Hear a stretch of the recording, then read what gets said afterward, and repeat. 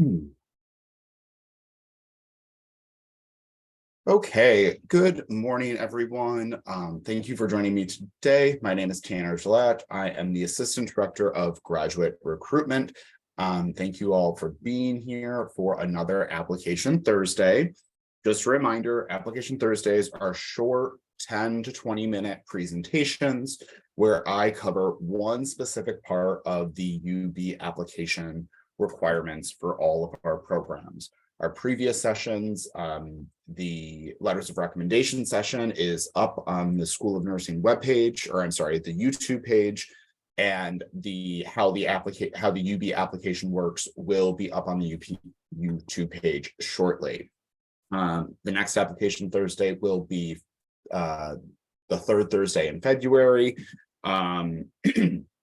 So feel free to join that if you so choose, but this is being recorded, so it can be used for your reference later, or if you can't be joining us live today, you can reference this as well. So because this is being recorded, for those of you that are here, please keep yourself on mute during the entirety of the presentation. If you have questions during the presentation, please use the chat. I will try to get to them during the presentation. But if not, I will stay on the call. I will stop recording at the end of the session, and I will stay on the call as long as there are questions for those of you that are here. So you can feel free to either use the chat at that time, or you can unmute yourself. I just ask that you not speak over each other. So with that, let's get going. So today our topic is resumes for your application. All of our programs, all of our applications require a resume. So this is going to be a general overview of what we look for in our resumes. So first thing, there is no universal way to do a resume. Every resume is different. Every resume is unique. So there are certainly rules that you can follow, but everyone's going to have a slightly different resume. I'm going to give you some tips here. So if you follow these tips, you will be able to make your resume stand out in the application process.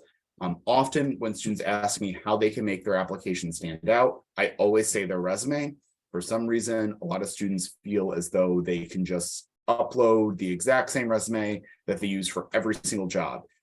You're not applying to a job at graduate school, you're applying to a specific program. So while your resume will be similar, you probably will need to change it slightly.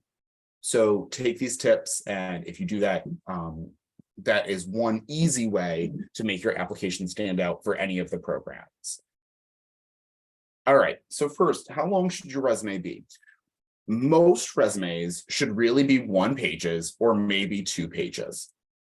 Some students for our programs, mainly the PhD program, might need longer than 2 pages. We often have students come to us, they've been in healthcare for quite some time, or they have been teaching for quite some time. In those cases, sure, your resume or CV can be longer than 2 pages. But I really encourage students, if your resume is longer than 2 pages, or really 1 page, take a hard look and really see if you actually need that amount of length in your resume. But if you do go on to another page, either a second page or a third page or a fourth page, you need to fill the whole page. This is kind of a long standard rule in resumes that some students follow, some students don't. If you have information that goes onto a second page or a third page, like I said, it needs to fill the whole page. You need to have enough to fill the whole page. If not, you need to trim down your resume so that it is just it fills the entire page that you're looking for. It is slightly annoying when I have a resume and there's 1 line on a second page or 1 line on a third page. You can change the style there so that it fits onto just a single page. What college and universities should be listed on your resume? So as far as what colleges and universities you list, you need to have all of the colleges and universities that you have a degree from. Those must be on your resume. You don't need to list an institution where you took a few classes from, or maybe a non-matriculated course at the graduate level to get ready for grad school. You don't need to list those on your resumes. We do need the transcripts from every school that you've attended, but you don't need to, list out, oh, I took one course here and one course there and 3 courses here. Now, again, each resume is slightly different. So if you feel as though they do add to your resume by having all them there, it's certainly your choice. It's not going to hurt you in the application review process. But think about whether you actually need that on there. As far as your GPA, listing your GPA on your resume is a personal choice. But for all of our programs, I calculate a specific GPA that we look for. So it's not necessary to list your GPA, but it's also not going to hurt you either. We're not going to take points off if you list your resume. Do you need an objective or a summary statement? So objective and summary statements are stylistic choices for certain applicants that they like. And while, again, they don't harm you, they often take up valuable space, especially when you are trying to get it onto a single page. An objective statement can be very valuable when you are applying to a specific job or an open-ended job. But when you're applying to a specific graduate program, the objective statement is pretty mute. If you're applying to the PhD program, we know your objective is to get into the PhD program. So you don't really need to list it there. Summary statement, kind of the same thing. Summary statements are very good for when you're applying to a job because it gives a snapshot of your credentials or your work experience. But for us, we actually need to read through your full work experience. So a summary isn't really necessary because we have to list it. We have to look at every single thing. But again, your application is your own. So if you feel as though a summary or an objective statement makes your resume stand out, perfectly fine. I'm going to show you 4 examples at the end of this presentation of good resumes, and they have summary statements. So some of them do. So just take that as you will. It is your own, but think about whether you actually need those sections. Should you include shadow or research experience on your resume? Yes, this is the one area that probably will not be on a job application resume, but should absolutely be on a graduate school resume. Shadowing experience in the field or research experience is vital for us. It makes your application stands out. It is the easiest way for faculty and myself to really set you apart. So it's really, really important if you have those to add them to your resume. For shadowing experience, you should just have a section. We'll see it a little bit later. List where you shadowed and for how long you shadowed. And for research experience, just be sure to list the topic and how you were involved. Now, we do not expect anyone for research experience to come in as the principal investigator on a research project. But all of our applicants are nurses. So if you work in the neuro ICU and a doctor is testing a new method to treat stroke patients, and you helped with that procedure, that's a research project. So that should be on your resume that you helped with that. That was the end goal.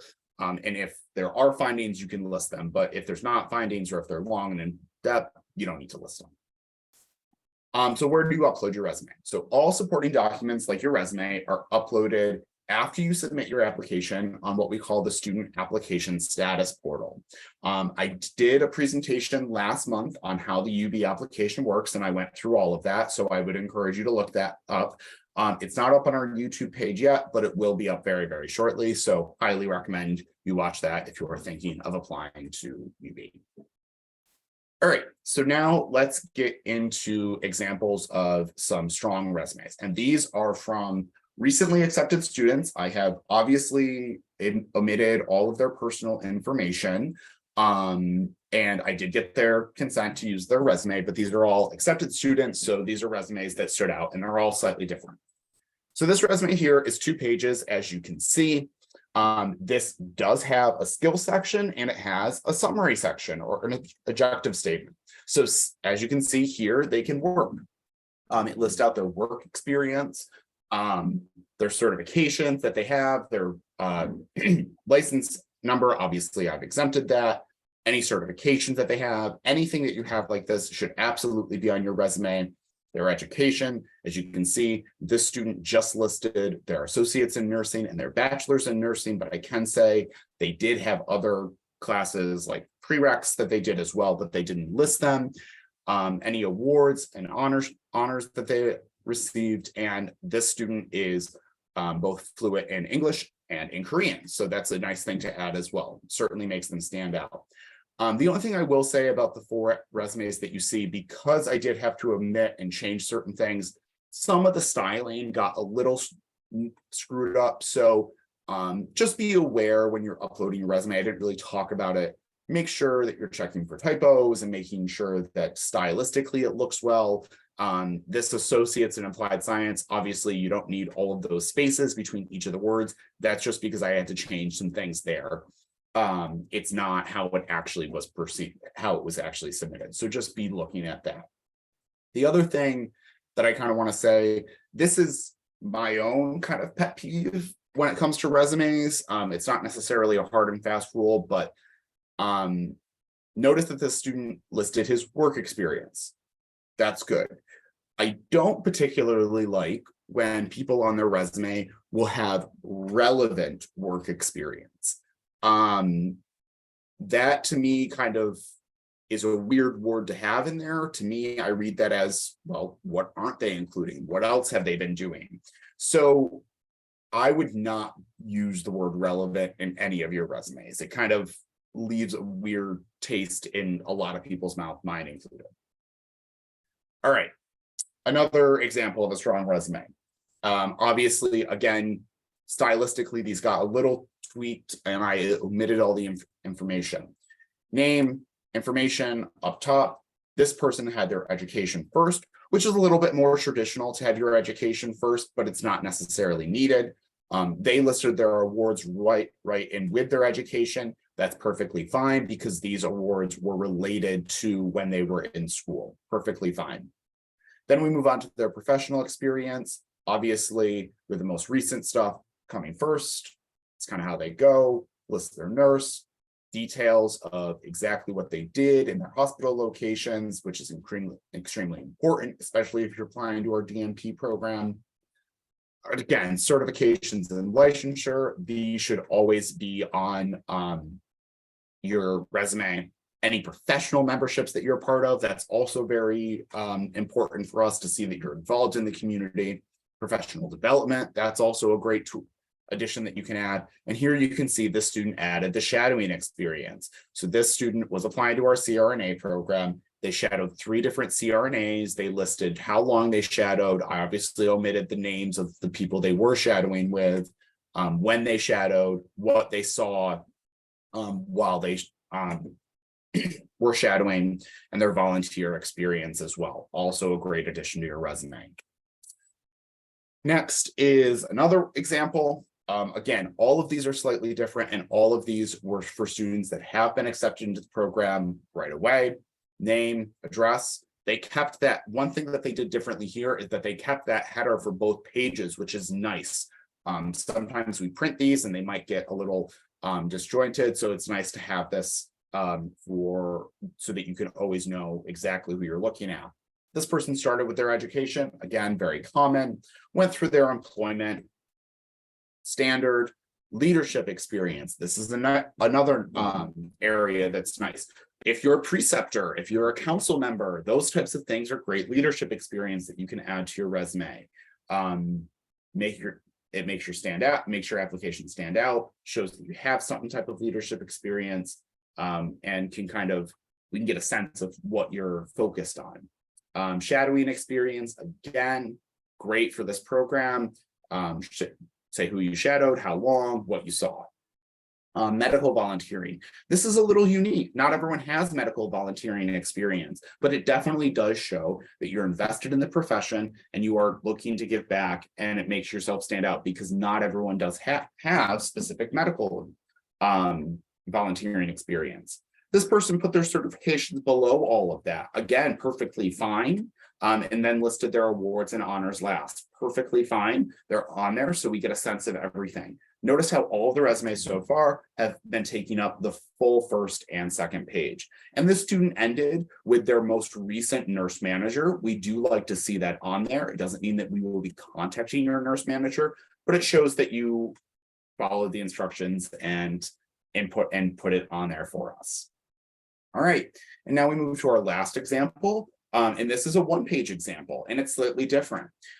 This person starts with their name, address, obviously that should always be at the top, moves on to your education. Now, this student took a little different approach to what I had said. This student did include, obviously, where they obtained their bachelor's, but then they also included some non-matriculated courses that they did. Certainly is not needed, but it doesn't hurt their application. It says when they took those courses, gives us a sense of what they were looking for. Nothing wrong with it.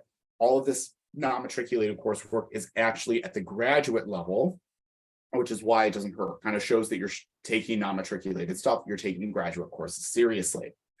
List their license and certification. Again, perfectly fine to have that near the top, and then goes on to your professional experience, detailing exactly what you did. This student has been at their hospital center for quite some time. Obviously has a little other stuff, but that's why the first one is longer than the other ones. Shadowing experience, again, great.